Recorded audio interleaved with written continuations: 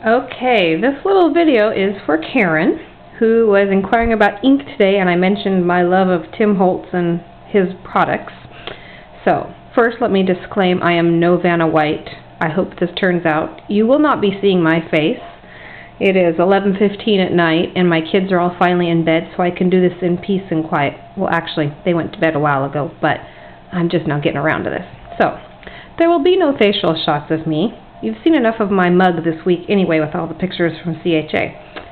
So, let me begin this fun little tutorial. The first thing you would want to have is one of these handy dandy little craft mats. They are just like a rubberized, they're a silicone sheet, basically. They're kind of like the I think they're the exact same thing as the Silpat mats that bakers use to bake cookies on. But now, of course, the craft company has come out with their own version.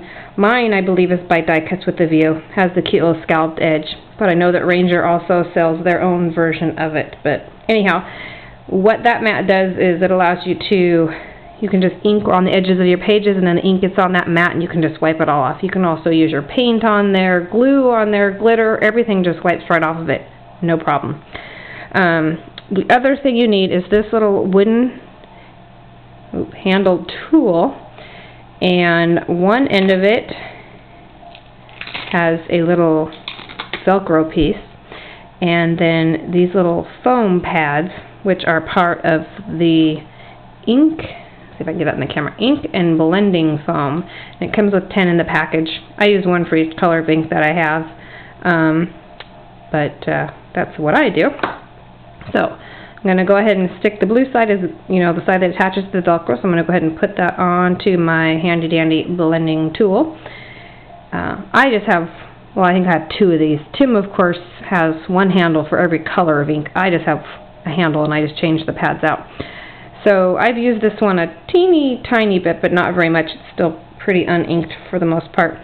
The other items you need, of course, are your ink, and like I said in the thread, I use Distress ink. According to Tim, it's this special dye and or a special ink, I should say, and so it's not dye-based.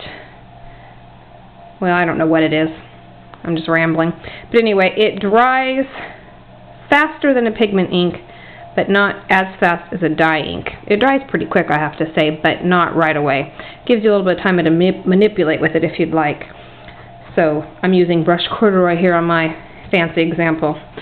I'm going to go ahead and take the lid off of this, and I'm going to move away from the camera so hopefully I can still keep you guys all in here. So the first thing you do is you pick up your little tool, and you just want to, according to Tim, lightly tap it on your ink. You don't want that to be solid colored ink pad. So I just have a very light amount on there. I don't know if you can see the specks when I zoom in or not, but probably not with this lighting. Sorry also about the terrible lighting. 11:15 at night, indoors. I know, and you got to glare on the craft mat too. So like I said, I'm going to gently tap that on there, and you always want to start on your mat. So you just set that on your mat, and then you're just going to gently rub it over the edge of your paper.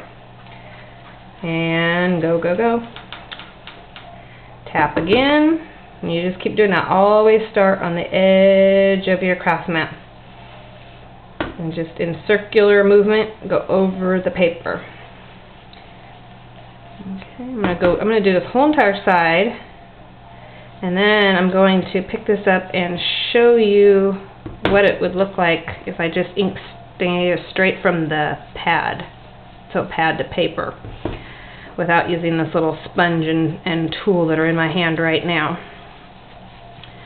And obviously, the darker you want it, you just keep going, and it'll get darker and darker and darker if you want it, or you can just keep it nice and light. What I love about this is it just does this nice little blending on the edge of the paper. You don't get those nice hard creases that you get when you the lines and things from when you do ink to paper. So I'm going to pick it up, and I'm going to do the other side, and I'm just going to go direct pad to paper here and show you what a difference it is. And you'll maybe hopefully see why I love it. But some of you might like the hard lines. But Karen was wondering, and hopefully with this she can tell the difference. So let's see if I can get this closer here and in the view. So there's what it looks like with the blending foam, this side right here. And then if I flip it over, I can show you how the hard edges of the pad to paper. So there you have it all, my lovely tutorial. If you have any questions, let me know. Hopefully this will work out. Try and get it angled there for you. You can see. Alright, that's it. Tutorials from Tanya. The end.